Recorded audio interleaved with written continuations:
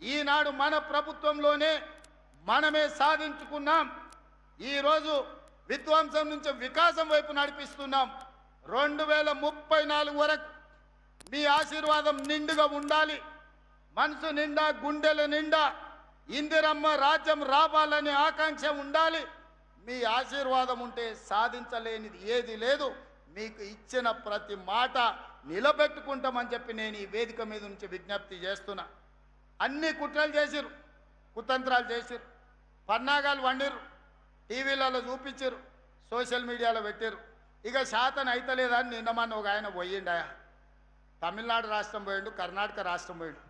ఏమైనా మంచి కోరుతాడు అనుకున్నా, మంచి కోరలే, అఘోర పూజలు చేస్తున్నాడా. ఇంత ఘోరం ఎక్కడ నన్ను ఉంటుందా?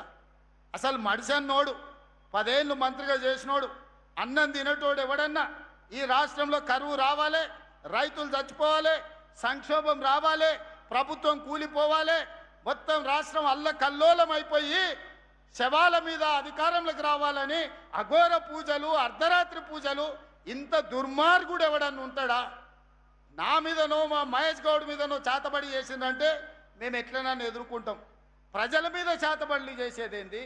ఇట్లాంటి వాళ్ళు ప్రజా జీవితానికి అర్హత ఉన్నదాన్ని నేను అడుగుతున్నా.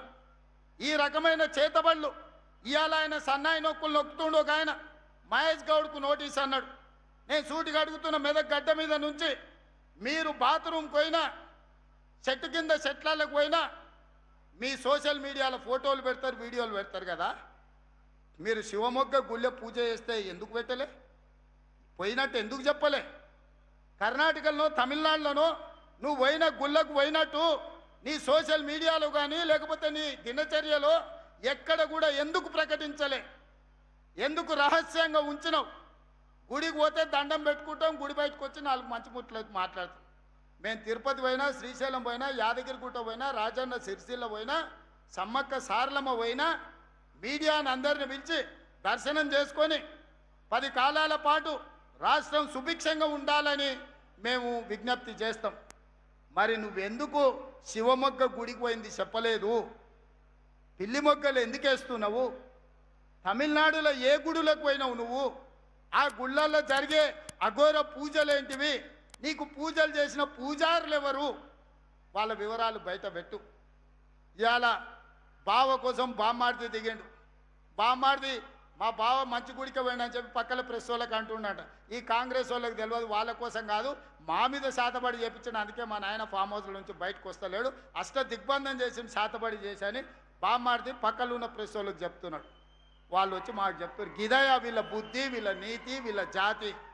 చివరికి అధికారం కోసం ఎంత దిగజారుతారంటే 4 కోట్ల తెలంగాణ ప్రజల మీద చేతబడి చేసి ఈరోజు రాష్ట్రంలో సంక్షోభం తీసుకురావాలని వాళ్ళు ప్రయత్నం చేస్తే మా చిత్తశుద్ధి, మా ప్రయత్నంలో లోపం లేదు. కాబట్టే మానవ ప్రయత్నం తర్వాత దైవ సంకల్పం ఉండాలి, దేవుడి ఆశీర్వాదం ఉండాలి.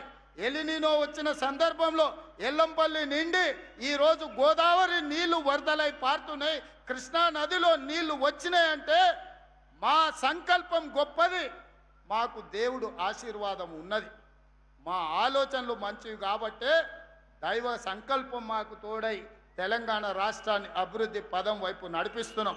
అందుకే మిత్రులారా, దేవుడి ఆశీర్వాదంతో పాటు మీరందరూ అండగా నిలబడాలి, మీ అందరి ఆశీర్వాదం ఉండాలి.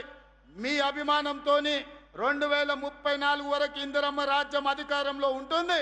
సంక్షేమ పథకాలను అమలు చేస్తాం, రాష్ట్రాన్ని అభివృద్ధి పదం వైపు నడిపిస్తాం, దేశంలోనే తెలంగాణని మొదటి రాష్ట్రంగా నిలబెడతాం.